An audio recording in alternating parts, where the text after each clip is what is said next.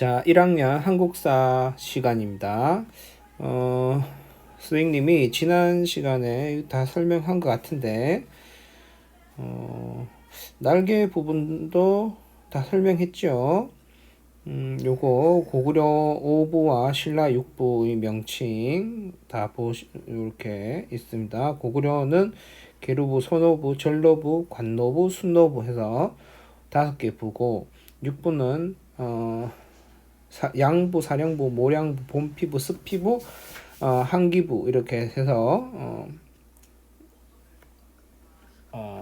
5부가 되어 있습니다. 6부죠, 신라는. 그 다음에 요 관등제인데, 요 관등제에 보면 고구려는 태대로가 제일 높고, 그러니까 요거 1급 공무원에서부터 17급 공무원이다 이렇게 생각하면 됩니다. 그래서 대대로부터 시작해가 태대형, 뭐 울절 이렇게 쭉 되어 있죠.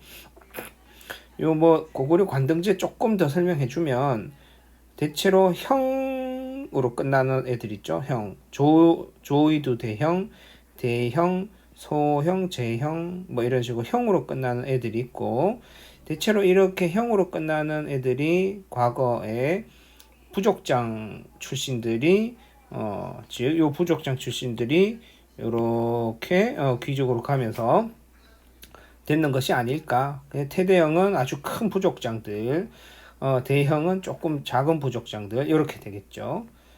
그리고 사자, 대사자, 태대사자, 뭐 발의사자, 상의사자, 사자로 끝나는 사람들이 있습니다. 이 사자 계열들이 대체로 국왕 쪽 계열의 원래 요 왕의 밑에 있던 신하들이 요 관등으로 들어온 거 아닐까 이렇게 생각하고 있습니다. 백제는 보면 좌평 있고 나면, 좌평이 최고 높죠. 좌평 있고 나면 솔로 끝난 애들 있고, 덕으로 끝난 애들 있고, 그 다음에 나머지 기타 이렇게 있죠. 그래서 보면 옷 색깔도 솔까지가 자색, 그 다음에 덕까지가 비색, 그 다음에 나머지가 청색 이렇게 되죠. 비색은 붉을 빛자면 붉은색이에요. 그렇게 되고,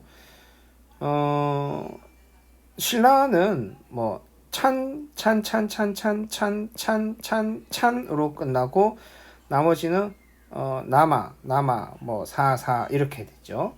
대체로 찬 계열들이 과거 부족장 세력들이 그 부족의 크기에 따라서 이렇게 구분되지 않았나 이렇게 생각합니다.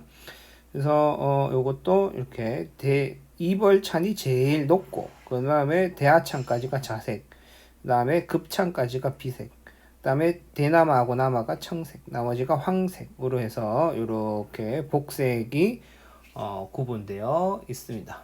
그래서 요게 이제 관복제도, 요게 요 옷 색깔 요거 하고 요게 우리가 배웠던 관복 제도가 되는 것이고, 여기 있는 요 앞에 찬 이렇게 해서 관등이 이름 있죠. 이게 관등 제도가 되겠습니다. 그 다음에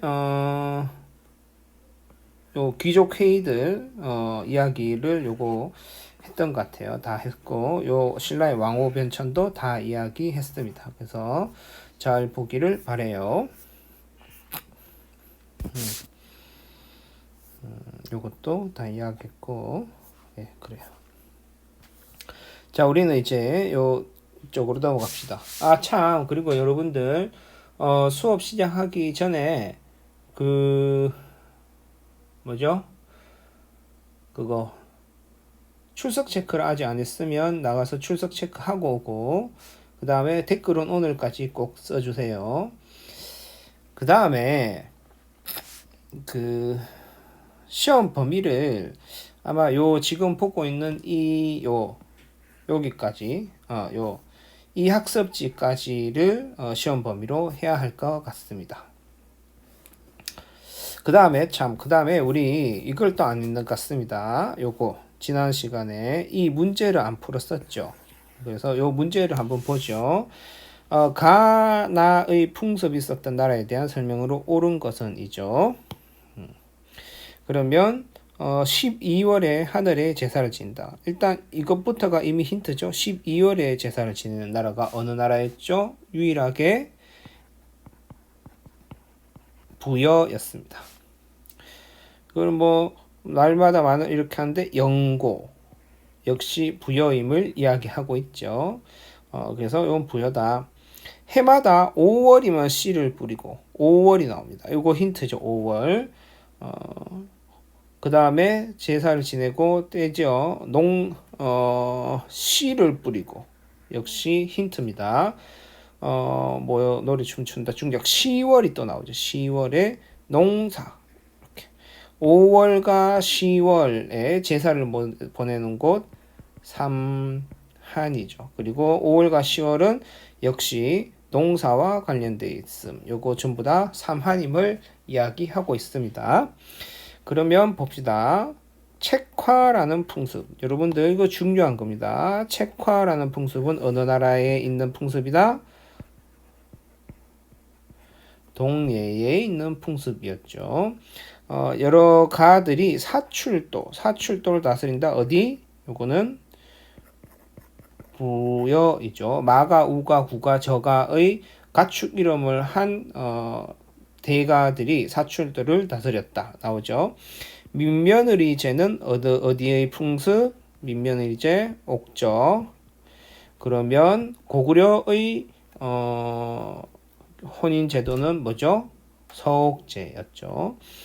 그 다음에 도둑질한 자는 12배로 배상하게 하였다. 이거 어디라 했죠?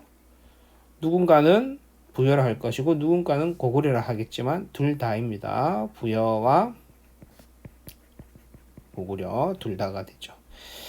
그 다음에 청군이 다스리는 소도가 있었다. 이게 어디죠? 청군 요거는 삼한이 됩니다.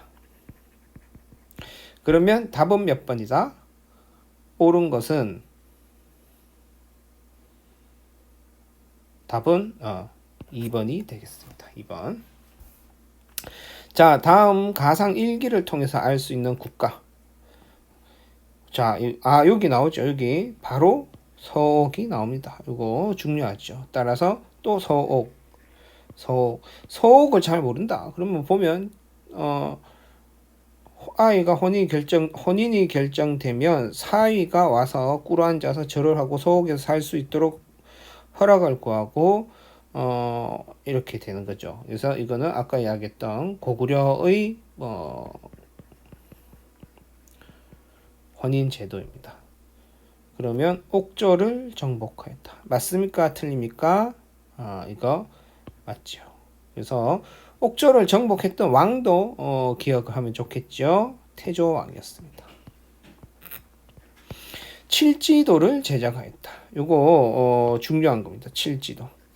칠지도를 제작했었던 왕은 누구다?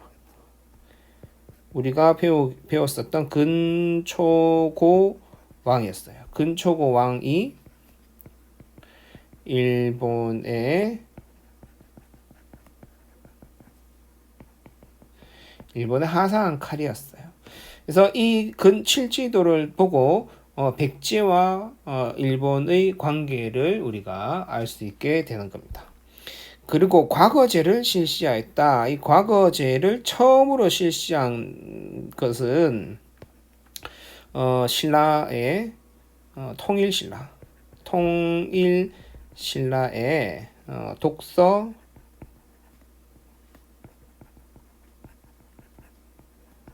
상품가가 처음이에요. 근데 이건 이름이 과거제가 아니죠. 그래서 과거제로서 처음으로 했던 건 고려에서 과거제를 실시합니다. 그러니까 과거제라는 건 시험을 통해서 관리를 선발하는 것이었는데 우리나라에서 시험을 통해서 관리를 처음으로 선발했던 건 독서상품과였고 과거제라는 이름으로 처음으로 했던 건 고려시대 광종이 과거제를 도입하게 됩니다. 영고라는 제천 행사는 위에 나왔던 부여이고 소도가 나오면 위에 나왔던 옥적 삼한이 되겠습니다. 이렇게 해서 이 문제도 다 풀어봤고요. 우리는 이제 각 지역의 각 나라의 전성기의 과정을 좀 살펴보죠. 우리 지난 시간에 요 4세기의 근초고왕의 전성기까지 본 것 같아요. 그러면 이제 4세기의 백제의 전성기를 살펴봤고 한강역을 가장 먼저 차지해서 가장 먼저 전성기를 구가한다 했었죠. 그 다음에 이제 5세기가 되면 고구려가 전성기를 구가하게 됩니다. 즉 말하자면 5세기가 되면 한강유역을 고구려가 장악하게 된다라는 거죠. 그래서 광개토 대왕을 먼저 보면 요 사람은 요동 및 만주 지역을 모두 다 장악했었다. 그 다음에 왜구를 격퇴하는데 요 왜구 격퇴는 중요한 내용입니다. 왜구 격퇴는 이 신라에 침입한 백제 가야 외연합군을 격퇴한 건데 요 부분에 대해서 선생님이 조금 추가적으로 설명하겠습니다.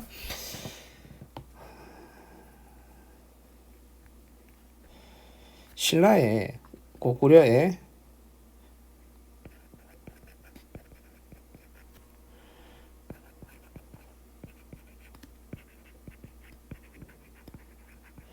대왕이 즉위하는 쯤에 해서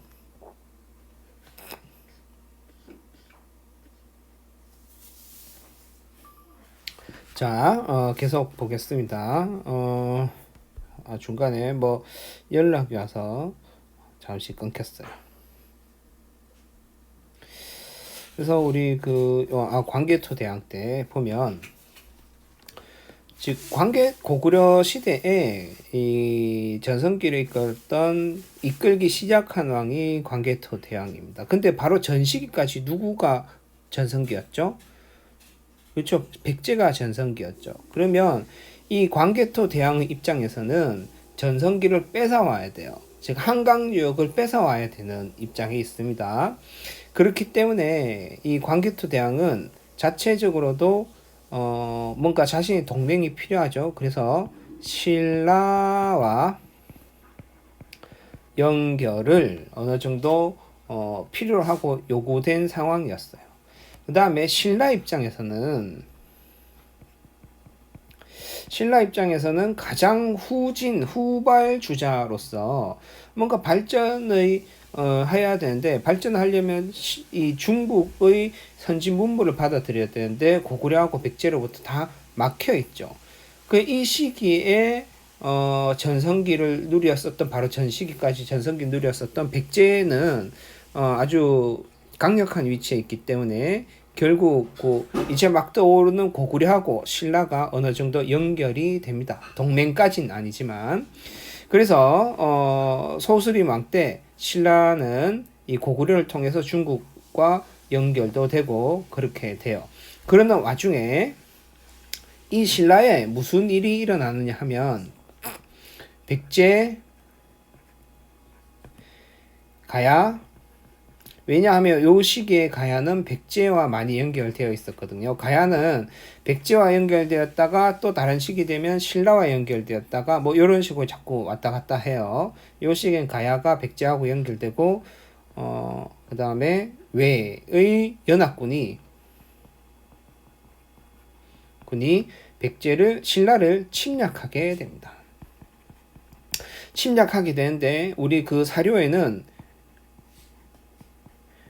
왜군이라고 표현이 돼요. 왜의 군사가 침략했다라고 표현이 됩니다. 근데 그 실체는 백제 가야 왜의 연합군이었어요. 이렇게 쳐들어오니 신라로서는 가장 약체였던 신라로서는 막을 수가 있겠습니까? 없겠습니까?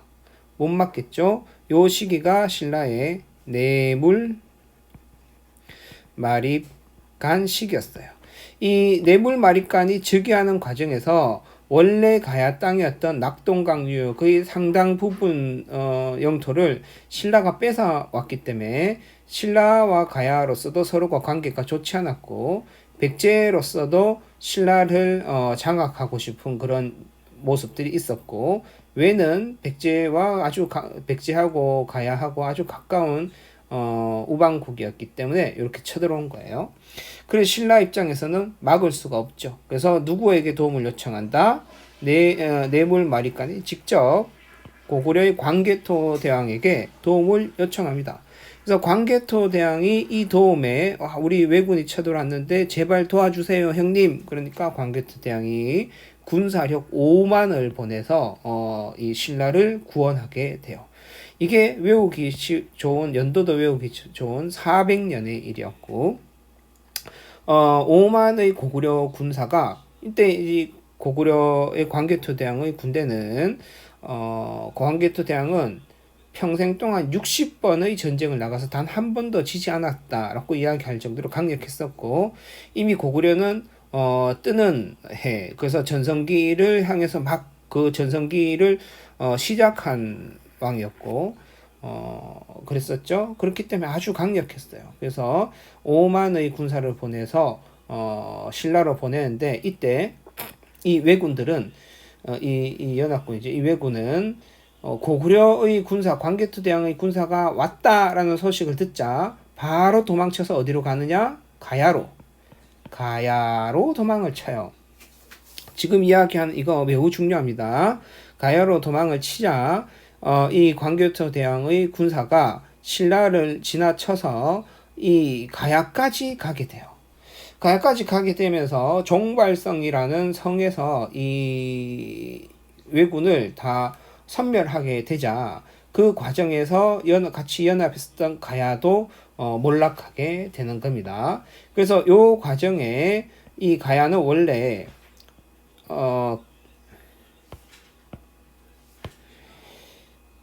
김해의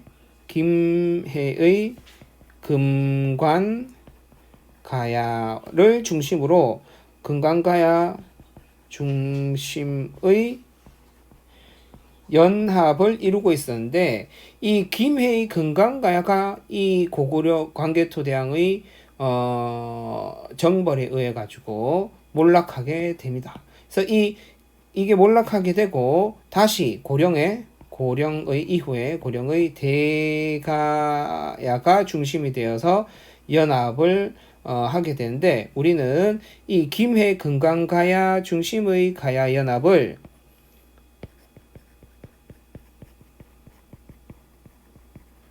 정기가야 연맹이라고 하고 이 뒤에 이 고령의 대가야 중심의 가야 연맹을 후기가야 연맹이라고 이야기합니다.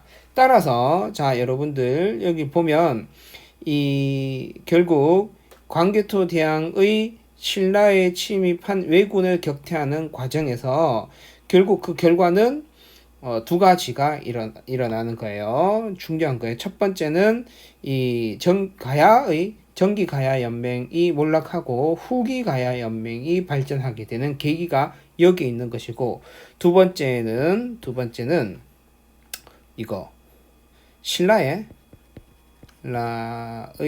어떤 고구려의 신라 간섭이죠. 말을 바꾸면 고구려의 신라 간섭이 일어나게 되는 겁니다. 그래서 이때 내려왔었던 고구려 광개토 대왕의 군사는 5만이 왔다고 5만이 다 올라가는 것이 아니라 일부는 신라에 주둔하면서 신라의 내정을 간섭하게 돼요. 그래서 결국 신라가 고구려의 영향력 아래 떨어지게 되는 것이죠. 그래서 이후에 신라는 고구려의 영향력에서 벗어나기 위해서 많은 노력들을 하게 됩니다. 지금 선생님이 이야기한 이러한 내용들을 어떻게 다 알고 있느냐라고 하면 이것을 증명해주는 두 가지 대표적인 사료가 있습니다. 이것도 중요합니다. 자료, 증거가 있는데 그 증거 첫 번째가 호우명 그릇이에요. 이것은 신라의 왕릉에서 출토되는 것인데 그릇인데 그릇 뒷면에 보니까 광개토 대왕 어쩌고 저쩌고 이렇게 해서 하사 뭐 이런 식으로 나와 있어요. 그래서 신라의 왕릉에 광개토대왕이 하사한 그릇이 나왔다라고 해서 이거는 고구려의 영향력 아래 있음을 나타내 주는 것이고, 두 번째는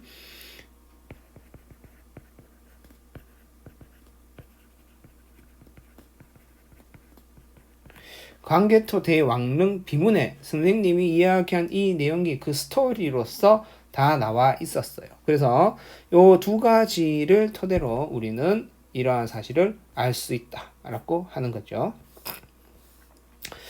그래서 자, 이제 설명이 어느 정도 다 되었기 때문에 살펴보면 요동 왜구 격퇴, 신라에 침입한 왜구를 격퇴했었고, 그래서 신라를 구원하게 되죠.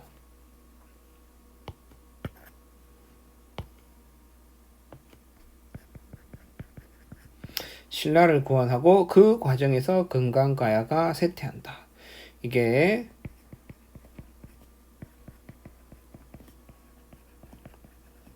정기가야 연맹이라고 했습니다. 자, 그 다음에 광개토 대왕 때는 아직 한강유역을 장악하지 못해요. 요 광개토 대왕 때는 요 추가로 더 적죠. 한강 상류를 장악합니다. 그러다가 한강 유역을 완전 장악하게 되는 건 그 다음에 오는 장수왕 때입니다. 장수왕은 어떤 업적이 있느냐 살펴보면 일단 평양으로 천도를 해요. 평양으로 천도를 하는데 이것도 여러분들 좀 살펴보면 일단 의 천도 과정을 좀 살펴보면 가장 먼저 고구려가 주몽이 내려와서 고구려를 처음 세웠던 것은 어디였죠? 졸본의 지역에 있었습니다. 그러다가 이 졸본이라는 지역은 지난번에 교과서상에서 봤을 때 오녀산성이라 해서 어떤 산 꼭대기 있는 약간 평지의 그런 지역이었어요. 방어하기 좋은. 되게 좁은 지역이죠. 그래서 여기에는 얼마 있지 못하다가 곧바로 천도를 하는데 거기가 어디냐 하면 어디지?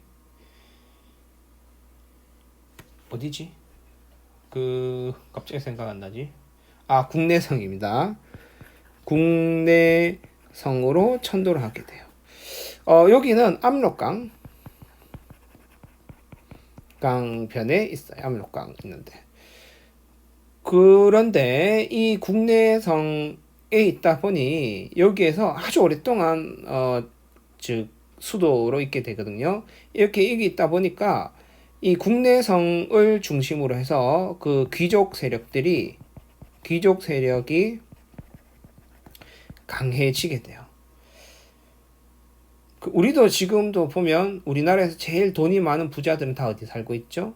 서울 강남에 살고 있죠. 그래서 그들이 그 강남에 있는 부자들이 뭔가 대통령이 하는 게 마음에 안 들고 국회의원이 하는 게 마음에 안 들면 그들에 의해서 뭔가 정치를 좀 좌우할 수 있는 그런 힘을 가지게 되는 것이죠. 또 전화가 가서 잠깐 끊겼어요. 이제 국내성에서 계속 있다 보니 귀족 세력이 아주 강해집니다. 그리고 요 시점에서 이제 또 필요성 한계도 있죠. 하나는 귀족 세력이 강해져서 왕권이 어느 정도 견제를 받고 있었다라는 점과 또 하나는 한강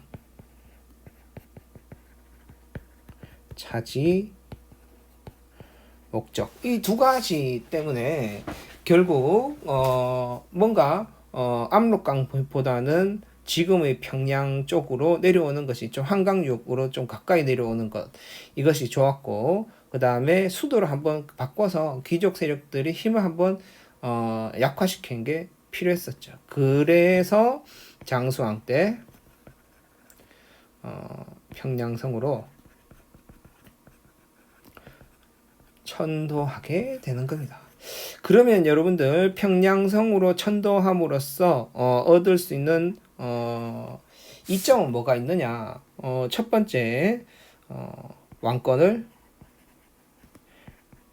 강화시킬 수 있습니다. 왜? 귀족 세력의 힘이 약화되었으니까 귀족 세력이 이 국내성을 근거로 해서 막 힘을 키우고 있었기 때문에 그 근거지가 수도였던 것과 근거지가 졸지에 지방이 되어버리면 약화되는 것이죠.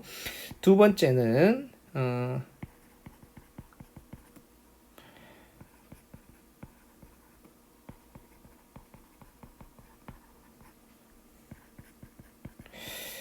한강 유역 공약에 유리합니다. 즉 더 쉽게 표현하면 남하 정책하는데 아주 유리하죠. 그 다음에 세 번째는 이 평양성의 위치를 살펴보건대 좀 이따 지도를 통해서 보건대 즉 양면 외교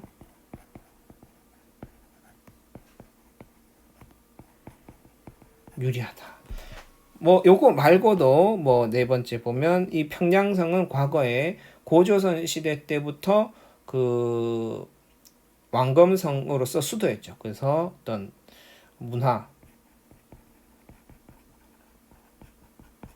문화적 유산 혹은 곡창 지대 이런 이점을 또 가지고 있을 수 있습니다. 근데 이 핵심은 위에 있는 세 가지라고 볼 수 있죠. 그래서 위치를 좀 살펴보면 이렇게 되는 거예요. 여러분들 요 지도가 좀 잘 안 보여도 여러분들 학습지를 가지고 있으니 보면 될 것 같아요. 그래서 요 국내성에서 이쪽 평양성으로 천도를 했다는 것인데 평양성으로 천도해서 양면 외교가 편리하다는 건 이 당시에 중국이 이렇게 나누어서 여기에서도 이야기했지만 북쪽 왕조와 남쪽 왕조로 서로 갈라져서 얘들도 서로 싸우고 있었던 시대예요. 그래 이 국내성은 북쪽 왕조하고만 교류를 할 수 있지만 평양성으로 오면 이 서해안을 통해서 남쪽 왕조도 교류하고 북쪽 왕조도 교류를 해서 양쪽과 동시에 사귈 수 있다라는 이점이 또 있습니다. 외교적으로. 그래서 평양 천도를 했고 그러한 이 장수왕의 평양 천도나 이런 여러 가지 것들이 잘 맞아떨어져서 결국에는 한강 유역을 장악하게 돼요. 이 당시에 백제의 왕이 계로왕이었는데 결국 이 장수왕은 과거에 근초광 때 백제의 근초광이 자신 고구려의 고국 원왕을 죽였던 것처럼 장수왕은 계로왕을 죽이게 됩니다. 죽이게 되고 계로왕 전사되고 그 다음에 백제의 수도였던 한성을 점령하게 됩니다. 그러니 이 시점에 백제는 결국 어디로? 웅진으로 천도를 하게 되는 것이고 결국 이 지도상에서 보면 이 지도상에서 살펴보면 5세기 한반도죠. 이 세력의 균형이 어느 정도 맞춰지면 모르겠는데 지금 보세요. 고구려의 힘이 이만큼 내려오게 되는 겁니다. 결국 자칫 잘못하면 고구려에서 백제도 멸망당하고 신라도 멸망당할 수 있으니 결국 백제와 신라가 요 4세기 때는 백제하고 신라가 서로 싸우는 대립관계였다면 그때는 아까 이야기했다시피 고구려하고 신라가 어느 정도 연결이 되었었죠. 근데 이제 고구려의 힘이 아주 강해지니 이제 백제와 신라가 서로 손을 잡을 타이밍입니다. 그래서 결국 이 백제는 신라와 나제 동맹을 강화이지만 나제 동맹 자체는 이 전 시기에 맺게 됩니다. 이 장수왕 시기에 맺게 되고 웅진을 천도하면서 결혼을 하게 신라의 신하와 동성왕이 결혼하게 돼요. 그래서 결혼을 어떤 매개로 해서 나제 동맹이 강화되게 됩니다. 어쨌든 나제 동맹은 장수왕 시기에 너무 강력해지는 고구려의 힘을 대응하기 위해서 결국 나제 동맹이 이루어지는 거죠. 그 다음에 이 장수왕 시기에 또 하나는 아까 이야기했다시피 한 개 더 적어 적어보세요. 평양천도 한강유역장악, 그 다음에 또 하나는 양면외교예요. 양면외교. 이것도 중요합니다. 그래서 그 장수왕이 참 똘똘하고 아주 강력한 왕이었다라는 것은 이 외교 정책을 통해서도 알 수 있습니다. 살펴보면 결국 이 평양성으로 천도를 했다는 것인데 이 당시에 국제 정세를 좀 살펴보면 이래요. 북쪽에는 중국의 북쪽 지역에는 북위라는 북쪽 왕조가 있었고 남쪽 지역에는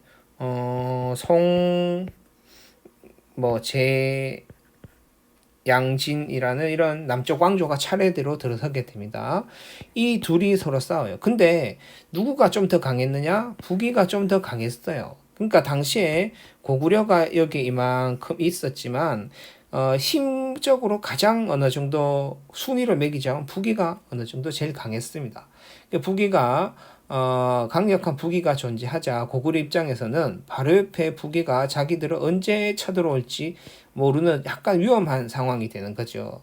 그러면 사실 고구려는 북위와의 전쟁에 대비하기 위해서 남쪽으로 마음 놓고 백제하고 신라를 공격하기가 힘들어질 수 있습니다. 그렇기 때문에 이러한 방법을 장수왕은 외교적으로도 풀었는 거예요. 그래서 배를 타고 이 남조하고도 친선 관계를 맺고 북위하고도 사신을 파견해서 친선 관계를 맺어요. 그러면 이 둘이가 이렇게 양다리를 걸치는 거예요. 걸치게 되면 어떤 효과가 일어나느냐? 아주 기가 막힙니다. 북위 입장에서는 고구려를 공격하러 가려고 하면 이 시점에 남조하고 고구려가 사귀고 있다는 걸 알고 있기 때문에 북위가 고구려를 치는 순간 남조가 북위를 쳐들어올 수 있죠.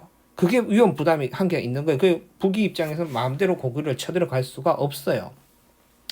그 다음에 이 남조 입장에서도 그럴 리는 없지만 이 고구려하고에 만약에 쳐들어가게 되면 북위가 그 틈을 타서 남조를 쳐들어올 수 있죠. 결국 남조와 북조 모두 다 중국 왕조는 고구려를 공격하기가 상당히 힘들어집니다. 이러한 외교적인 환경 속에서 고구려는 마음 놓고 남하 정책을 펴서 백제와 신라를 압박하고 한강유역을 장악할 수 있게 되었던 겁니다. 그래서 이러한 양면 외교도 아주 뛰어난 정책이었다라고 할 수 있죠. 그래서 이렇게 고구려에 있던 장수왕의 남진 정책이죠. 남진 정책의 성과를 결과적으로 가장 잘 보여주는 것이 중원고구려비였습니다. 여기에서 중요한 건 중원이라는 것에 포인트가 있어요. 즉 이 고구려의 비석이 어디에 있었느냐라고 한다면 지금의 충주 지역인 지금 충청도, 경기도 밑에 충청도까지 왔었다. 충청도 바로 밑이 경상도죠. 그래서 고구려의 영토가 이 지역까지 내려왔었다. 그 다음에 이 중원 고구려비에 보면 고구려가 신라의 왕에게 의복을 하사하고 뭐 이런 내용들도 나오거든요.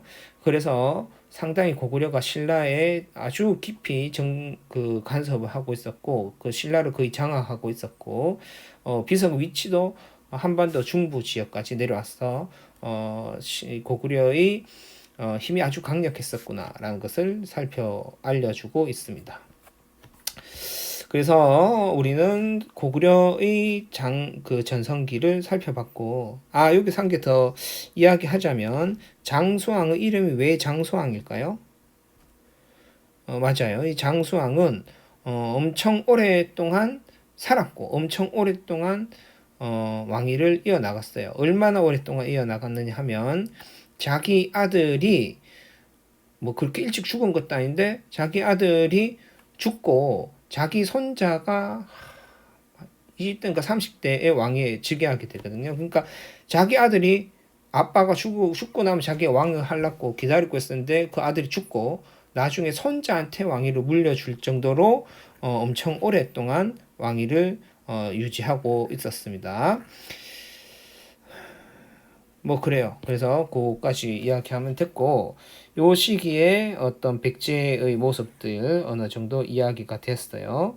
즉 고구려의 남진 정책, 장수왕 때 남진 정책으로 인해서 백제와 신라는 나제 동맹을 맺게 돼요. 요쯤에 요게 일어나는 거예요. 그래서 나제 동맹을 맺고 그 다음에 웅진천도하고 결혼을 통해서 나제 동맹을 강화시키는 이러한 대응을 해 나갔다라고 볼 수 있습니다. 자, 이제 신라로 넘어가서 좀 보죠. 신라에서는 뇌물마리간인데 이 뇌물마리간도 아주 중요합니다. 아주 중요해요. 왜 그러냐? 이 뇌물마리간 때 김씨왕위가 독점적으로 김씨가 왕위를 독점적으로 세습해요. 그럼 이전까지는 어땠느냐? 이전까지는 석씨, 김씨, 박씨가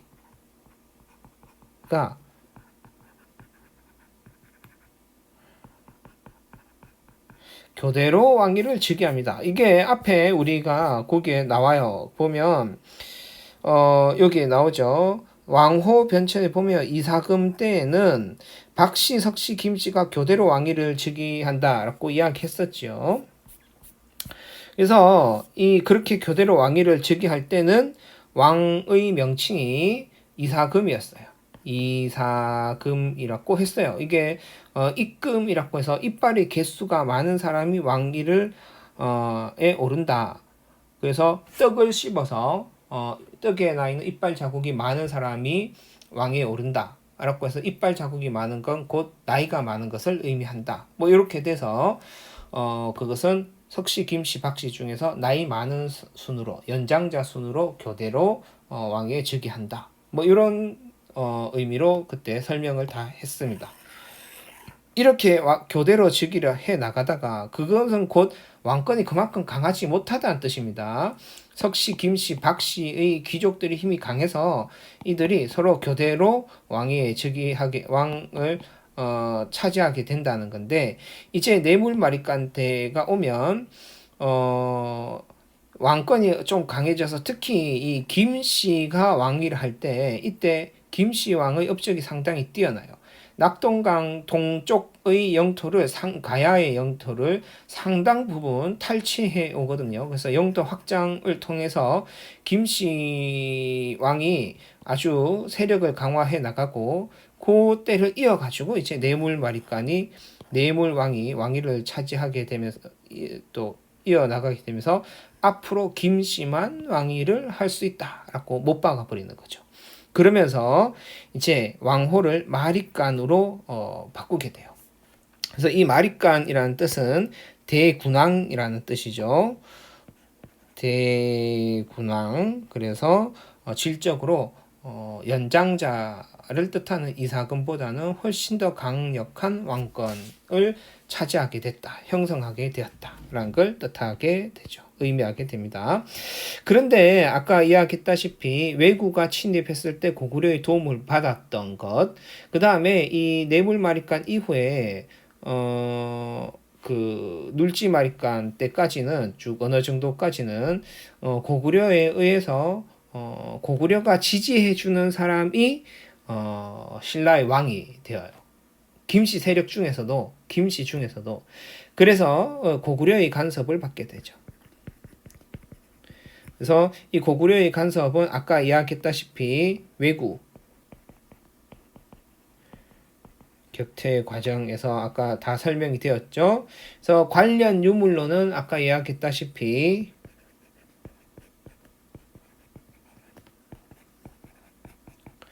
호명 그릇이 있고 또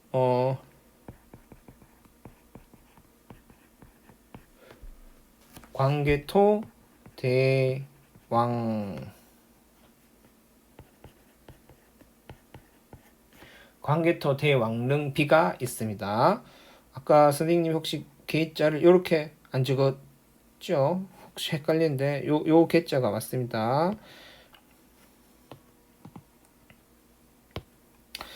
요렇게 돼요. 요게 호명 그릇이에요. 그래서 호명 그릇의 뒤쪽 요게 보면 이게 신라 왕릉에서 출토되는데 요게 보면 광개토 대왕릉이라는 말이 나오고 뭐 하사 뭐 이렇게 되어 있어요. 그래서 이것을 통해서 이 당시에 신라가 고구려의 영향력 아래에 있었구나라는 것을 알 수 있다라고 했습니다. 이게 대체로 4세기의 신라의 모습이고 요 시기쯤 해서 전성기는 아니지만 신라로서는 이제 왕권이 한 단계 더 강력해지기 시작했구나라는 것을 알 수 있습니다. 그 뒤에 신라는 계속적으로 발전해 나가면서 자체적으로 고구려의 도움을 받아서 어느 정도 발전해 나갔지만 이후에는 고구려의 간섭이 너무 심해지자 고구려의 간섭에서 벗어나기 위해서 노력합니다. 그래서 나타났던 첫 번째가 이야기했다시피 즉 장수왕 시기에 나제 동맹이 나제 동맹을 체결하게 되는 거죠. 나는 신라를 이야기하고 제는 백제를 이야기합니다. 그래서 고구려의 간섭에서 벗어나기 위한 노력을 하게 됩니다. 그러다가 이제 드디어 지증왕, 법흥왕, 진흥왕을 거쳐서 신라는 전성기를 마지막 6세기 이후에 이제 6세기부터 7세기까지 쭉 하죠. 전성기를 차지하게 되는데 그 과정을 좀 살펴봅시다. 일단 신라 먼저 좀 살펴보죠. 먼저 요거 이 왕들 이름 외워야 돼요. 지증, 법흥, 진흥. 요 순서도 외워야 됩니다. 지증왕, 다음에 법흥왕, 다음에 진흥왕이에요. 자, 지증왕은 우경을 보급하기 위해서 노력했습니다. 여기에서 우경이라는 건 소우자, 박갈경자 해서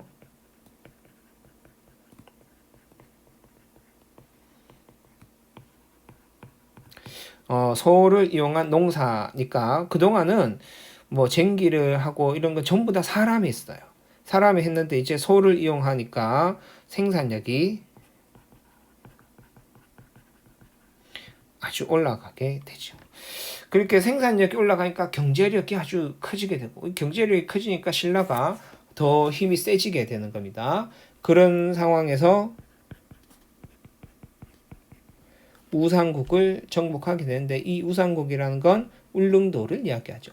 이때 이 울릉도는 그 하나의 독립된 왕국처럼 있는 곳이었는데 나라 부족 국가였는데 이 울릉도 옆에 독도가 하나의 그 같이 부속 도서로서 인정되었다라고 합니다. 그래서 이 우상국 정복은 그런 의미가 있고 이렇게 이제 그 지정왕 시기에 그 다음에 경상북도 북부 지역까지 많이 장악하게 되거든요. 울진 이런 지역까지. 그러면서 국토가 아주 크게 되니까 드디어 이제 이 뭐죠? 간판을 바꿔요.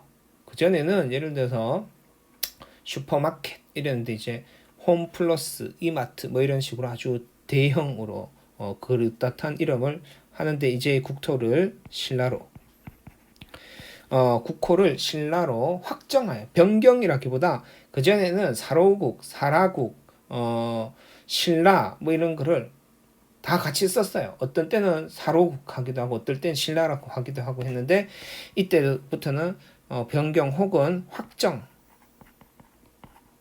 확정지어요.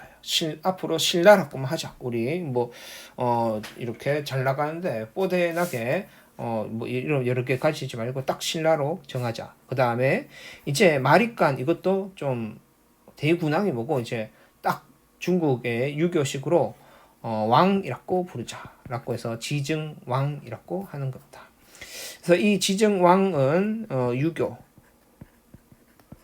유교식 명칭이고 다음에 이야기하겠지만 우리 역사에서 유교라는 건 항상 기억해야 되는 건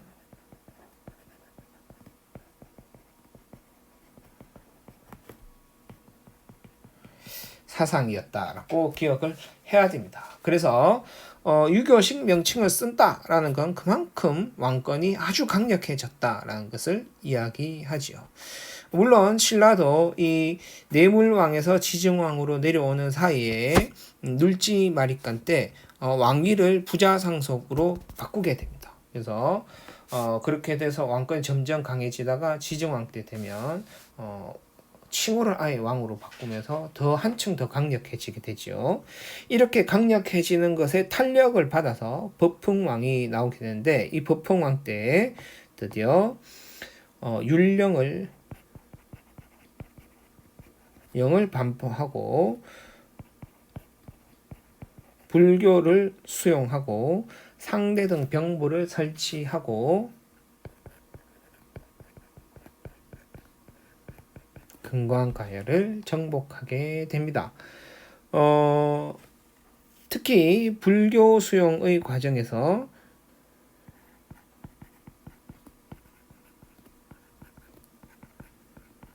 이차돈의 순교는 매우 꼭 이 과정을 거치면서 결국 불교를 수용하게 되는데 이차돈의 순교는 당시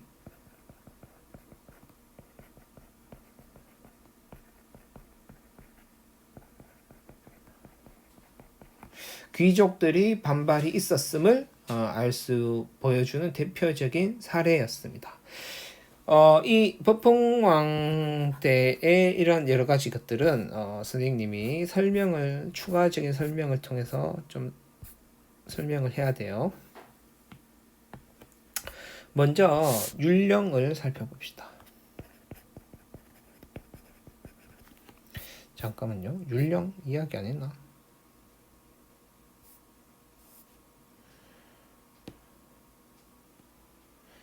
율령 다 이야기했죠. 그래서 율령이라는 것은 뭐였다? 왕권을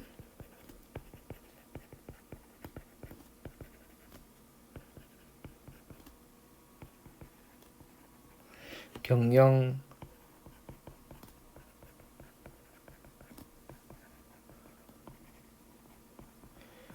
법 체계입니다. 왕권을 중심으로 국가를 경영하기 위한 법 체계였고 이 사상은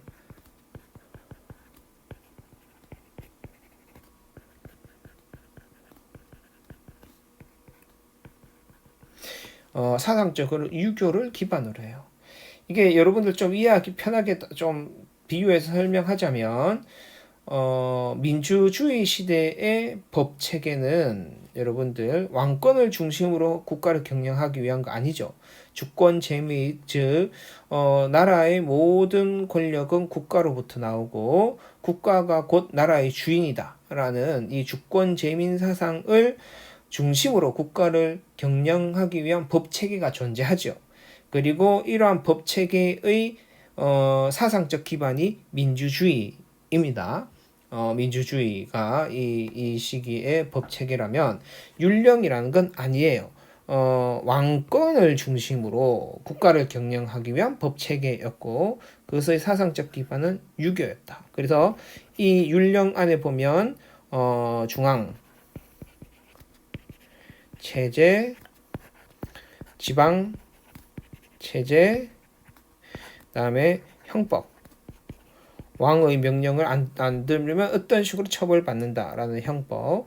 왕의 명령을 어떤 식으로 법으로서 구현해내고 정책을 해나갈 것인가 하는 중앙체제.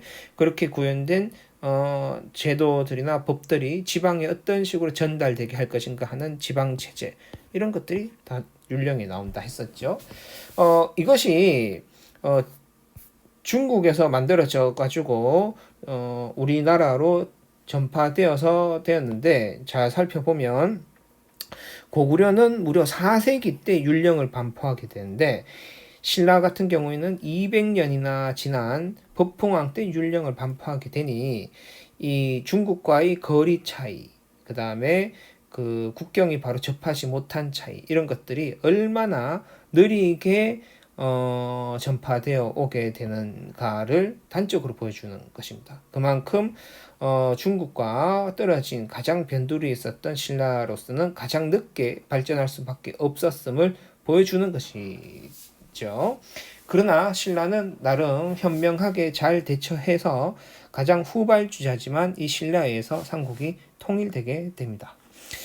율령을 이제 설명했고 우리 다음 시간에는 법흥왕이 불교부터 시작해가지고 다양한 정책들을 살펴보도록 합시다.